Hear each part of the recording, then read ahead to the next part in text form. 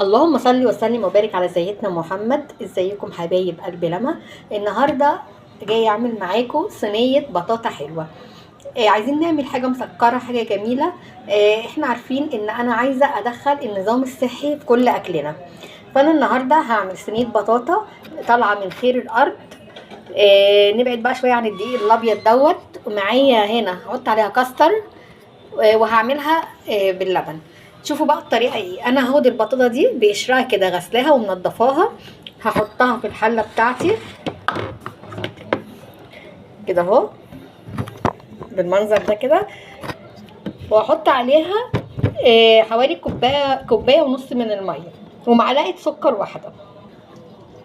بسم الله. انا كده هحط عليها الميه اهو،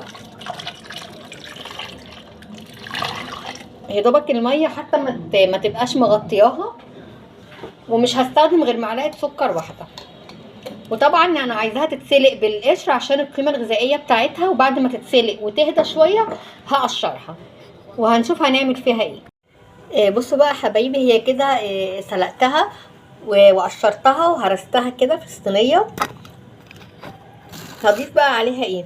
اي حاجه عندك في التلاجة، سوداني، زبيب، اي مكسرات عندك تقدري تحطيها. فانا كان عندي ببركه ربنا من رمضان زبيب، باقي عندي شويه زبيب كده هرشها عليها عشان نزود القيمه الغذائيه بتاعتها. ما عندكيش مكسرات، خلاص هي اصلا لوحدها كده قيمه غذائيه عاليه جدا. عايزين بقى ايه؟ نشيل بقى فكره الدقيق الابيض، حتى لو هنستخدم كيكه او حاجه نبدا ندخل معاها بالتدريج الدقيق اللي هو الاسمر. انا كده حطيت شويه زبيب، وهرش بقى عليها شويه جوز هند كده. بسم الله. طبعا كل ده حسب الرغبه بتاعتك. هي فكرتها بسيطه خالص وما بتاخدش حاجه وصحيه، تسدي معاكي بقى في عشاء، في فطار، في جوع اخر الليل. انا كده حطيت عليها المكسرات بتاعتي، وهجيب بقى بسم الله هجيب كوبايه لبن. في ناس بتعملها زي طريقه البشاميل، دقيق وتحمره في سمنه، فانا لا، انا عايزاها طبيعي، يعني حاجه ما تكونش برضو تقيله، تكون خفيفه، وهي نفس الفكره. انا هستخدم هنا معايا معلقه كاستر. في ناس برضو بتحط لها كريم كراميل، المتاح عندك. ما عندكيش لا كريم كراميل ولا كاستر، عادي بنحطها. انا بعملها ساعات باللبن لوحده، تتشربوا كده في الفرن وبتبقى زي العسل. مش لازم تعملي لها خلطه البشاميل خالص. انا كده زودت الكاستر هنا عشان بس ايه، هو بديل النشا وبيديها برضو طعم حلو ولون ذهبي جميل. وهبدأ بسم الله كده احط اللبن على الخليط بتاعي اهو. بسم الله. هي هتتشربوا بقى.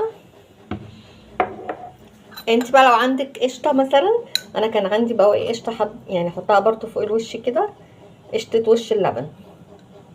بسم الله. بنوزعها كده، تبقى جميله جدا يا جماعه. برضو المتاح عندك اشتغلي بيه، ما توقفيش نفسك على حاجه. انا كده وزعت القشطه، هدخلها بقى الفرن.